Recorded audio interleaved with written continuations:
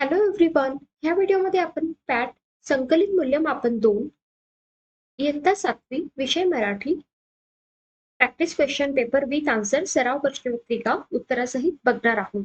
ही मागील वर्षाची प्रश्नपत्रिका आहे. याच्यावरून तुम्हाला प्रश्नपत्रिकेचं स्वरूप कसं असतं, प्रश्न कसे सोडवावेत हे नक्कीच कळेल. पहिले 2 प्रश्न हे तोंडी परीक्षेचे आहेत. आता लेखी चाचणी. प्रश्न क्रमांक 3 खालील परिच्छेद वाच व त्याखालील प्रश्नांची उत्तरे लिही. व्हिडिओ पॉज करून हा उतारा तुम्ही वाचा आणि प्रश्नाची उत्तरे आपण आता बघूया. खालील चौकटी पूर्ण कर. आपल्या व्यक्तिमत्वावर परिणाम करणाऱ्या गोष्टी. आपलं बोलणं आणि आवडीनिवडी हे उतार्यामध्ये दिलेले आहेत तुम्हाला. पुढील प्रश्न अवांतर वाचनाचे तुला माहीत असलेले कोणतेही 2 फायदे लिही. तर मी इथे 4 फायदे लिहिलेले आहेत. वाचूया आपण. शब्दसंपत्ती वाढते व भाषेवर प्रभुत्व येते. ज्ञान वाढते व विचारशक्ती विकसित होते. कल्पनाशक्ती वाढते, एकाग्रता व समज वाढते. प्रश्न क्रमांक 4 खालील चित्राचे निरीक्षण कर व 7 ते 8 वाक्यात वर्णन लिही. तर इथे बघा, तुम्ही चित्र जर बघितलं तर त्याच्यात बैल पोळ्याचं हे चित्र आहे. तर हे याच्यात तुम्हाला बैल पोळ्याबद्दल माहिती लिहायची आहे. पुढील प्रश्न. प्रश्न क्रमांक 5 खालील सूचनेनुसार कृती पूर्ण कर. अ प्रश्न सत्याचाच नेहमी विजय होतो या अर्थाचा सुविचार लिही. तर सुविचार आहे, उत्तर आहे सत्यमेव जयते. पुढील प्रश्न खाली दिलेले शब्द वापरून अर्थपूर्ण वाक्य तयार करून लिही. 2 गुणांसाठी हा प्रश्न आहे. 2 शब्द दिलेली आहेत आणि त्यांचे आपल्याला अर्थपूर्ण वाक्य बनवायचे आहेत. म्हणजे एका शब्दाला 1 गुण. अर्थपूर्ण वाक्य जर बनवलं तर 1 गुण तुम्हाला मिळेल. घाबरगुंडी. अचानक वीज कडाडल्यामुळे सर्वांची घाबरगुंडी उडाली. अविस्मरणीय. आमची शाळेची सहल खूप आनंददायी व अविस्मरणीय ठरली. ही प्रश्न खाली दिलेल्या शब्दसमूहाबद्दल एक शब्द लिही. एक महिन्यांनी प्रसिद्ध होणारे काय असते? मासिक असते. बरोबर. चॅनलला सबस्क्राईब करून घ्या. खालील कवितेचे वाचन कर व त्यावर आधारित प्रश्नांची उत्तरे लिही. व्हिडिओ पॉज करून ही कविता तुम्ही वाचून घ्या. आता याच्यावरील आपण प्रश्नांची उत्तरे बघूया. कवितेत कशाचे महत्व सांगितले आहे ते लिही. तर कवितेत मोती बनूनी सरसर येती वर्षमधल्या सरीतुनी, म्हणजे पाण्याचं महत्व सांगितलेलं आहे. कवितेत आलेला नाददर्शक शब्द लिही. खनखनत्या हा नाददर्शक शब्द आलेला आहे. कवितेतील यमक जुळणाऱ्या शब्दांच्या 2 जोड्या लिही. नाण्यांच्या पाण्याचा मोती होती.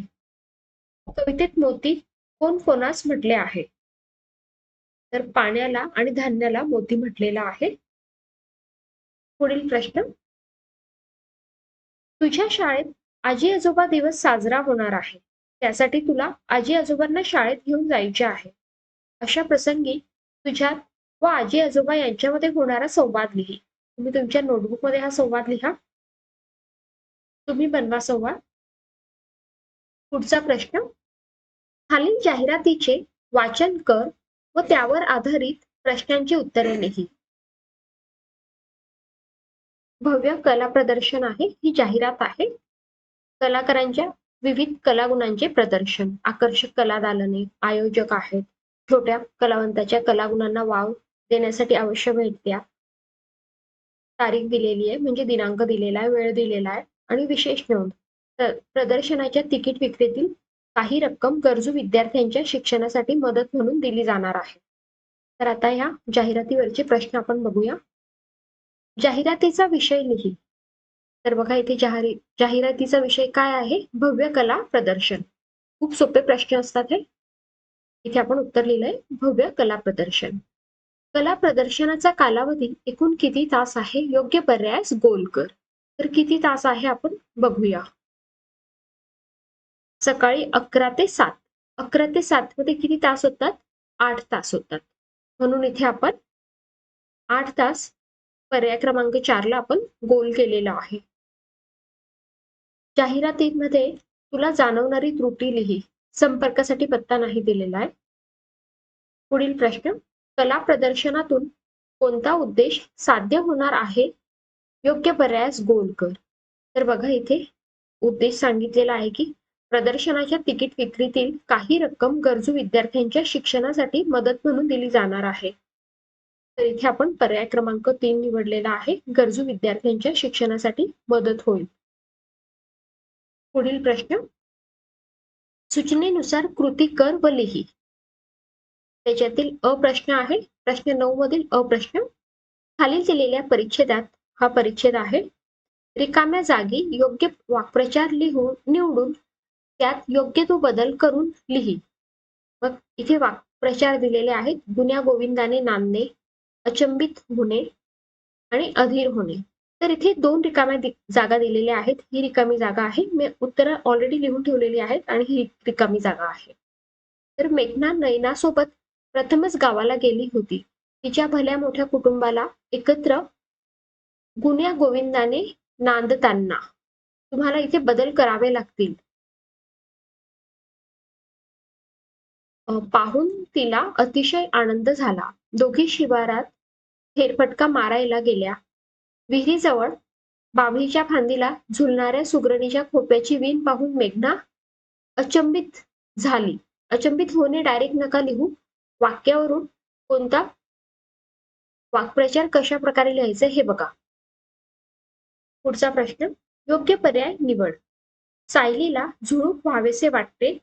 या वाक्यातील अधोरेखित शब्दाच्या अर्थाचा पर्याय निवड व योग्य पर्यायाला गोल कर. झुळूक म्हणजे काय? वाऱ्याची मंद लहर. म्हणून आपण इथे ख या पर्यायास गोल केलेला आहे. वाऱ्याची मंद लहर. पुढील प्रश्न, समीरची मराठी लिहिण्याची हातोटी सर्वांना मोहून टाकणारी आहे. या वाक्यातील अधोरेखित शब्द समूहासाठी योग्य पर्याय निवडून लिही. तर लिहिण्याची हातोटी म्हणजे काय? लेखन शैली. तर इथे आपण लेखन शैली लिहिलेला आहे आणि ख पर्यायास आपण गोल केलेला आहे. पुढील प्रश्न, खालील सूचनेनुसार कृती कर व लिही. पुढील आकृतीतील म्हण ओळख व लिही. बघा इथे या आकृतीमध्ये अक्षर दिलेले आहेत आणि त्याच्यावरून आपल्याला म्हण बनवायची आहे. तर इथे म्हण बनत आहे, फळ साला पाने 3.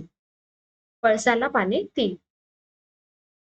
पुढील प्रश्न, योग्य विरामचिन्हे वापरून वाक्य पुन्हा लिही. तर हे वाक्य दिले आहे. श्रीरंगला कलाप्रेमी म्हणाला, मी आपली कीर्ती एकूण आपल्याकडे आलो आहे. तर इथे बघा दुहेरी अवतरण चिन्ह द्यावं लागेल. तर हे इथे दुहेरी अवतरण चिन्ह टाकून परत आपण हे सेंटेन्स, हे वाक्यवर लिहिलेलं आहे. पुढील प्रश्न, खालील उतारा वाच व त्या खालील प्रश्नांची उत्तरे लिही. हा उतारा तुम्हाला वाचायचा आहे. व्हिडिओ पॉज करून उतारा वाचा. आपल्या आयुष्यातील कालांतराने नष्ट होणारी कोणती बाब उतार्यात वर्णन केली आहे? तर बाह्य सौंदर्य हे कालांतराने नष्ट होतं असं इथे सांगितलेलं आहे उतार्यामध्ये. बाह्य सौंदर्य हे क्षणकालिक असते, म्हणून इथे बाह्य सौंदर्य हे उत्तर आलेलं आहे. पुढील प्रश्न, आकृती पूर्ण कर. माणसाची खरी शोभा असणारे घटक काय आहेत? तर विचार आणि गुण. हे उतार्यामध्ये दिलेलं आहे.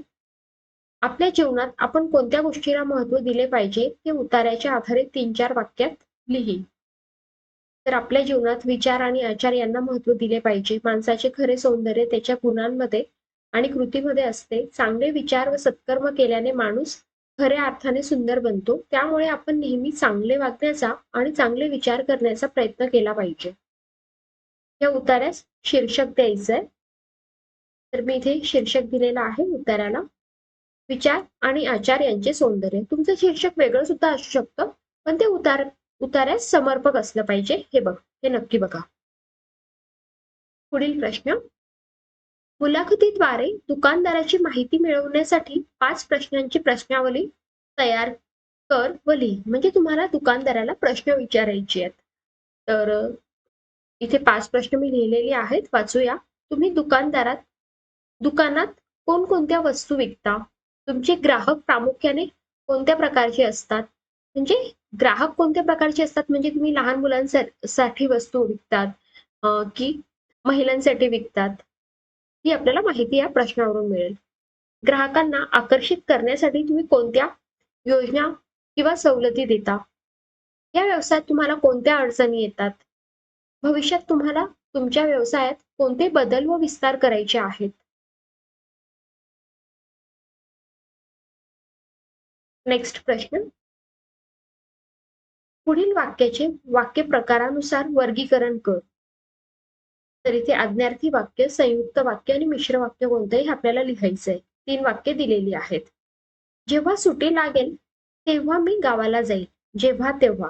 तर हे आहे मिश्र वाक्य. म्हणून आपण हे मिश्र वाक्यामध्ये लिहिणार. उत्तर इथे मिश्र वाक्यात लिहिणार. पहिलं वाक्य. मुलांनो, जेवणापूर्वी हात स्वच्छ धुवा. तर हे कोणतं आज्ञार्थी वाक्य आहे? आज्ञा दिलेली आहे. म्हणून मुलांनो, जेवणापूर्वी हात स्वच्छ धुवा. तिसरं, सर्वांनी हातात झाडू घेतले आणि बघता बघता परिसर स्वच्छ केला. तर हे संयुक्त वाक्य आहे आणि आलेलं आहे बघा. तर इथे संयुक्त वाक्यात हे वाक्य आपण लिहिलं. हा 3 गुणांसाठी प्रश्न होता. प्रश्न क्रमांक 12 मधील अ प्रश्न होता हा. आता आ प्रश्न. खालील शब्दांचे अव्यय प्रकारानुसार वर्गीकरण कर. तर इथे 2 शब्द दिलेले आहेत, अरेच्या आणि आणि. 2 गुणांसाठी आहे हा प्रश्न. तर हे अरेच्या आता आपल्याला माहिती आहे की केवळ प्रयोगी अव्ययात येईल, म्हणून इथे आपण अरेच्या लिहिलं. आणि हे उभयनव्य अव्ययात येईल आणि. शेवटचा प्रश्न आहे, खाली दिलेल्या अचूक शब्दाच्या पर्यायाला गोल कर. तर इथे आशीर्वाद हा शब्द आहे. तर कोणता बरोबर आहे? तर 3 नंबरचा पर्याय हा बरोबर आहे. बघा, दुसरी विलांटी असते आणि शला दुसरी विलांटी असते आणि वला काना आणि रफार आहे त्याच्यावर. लक्षात ठेवा आशीर्वाद कसं लिहितात ते. Thank you so much. Subscribe the channel.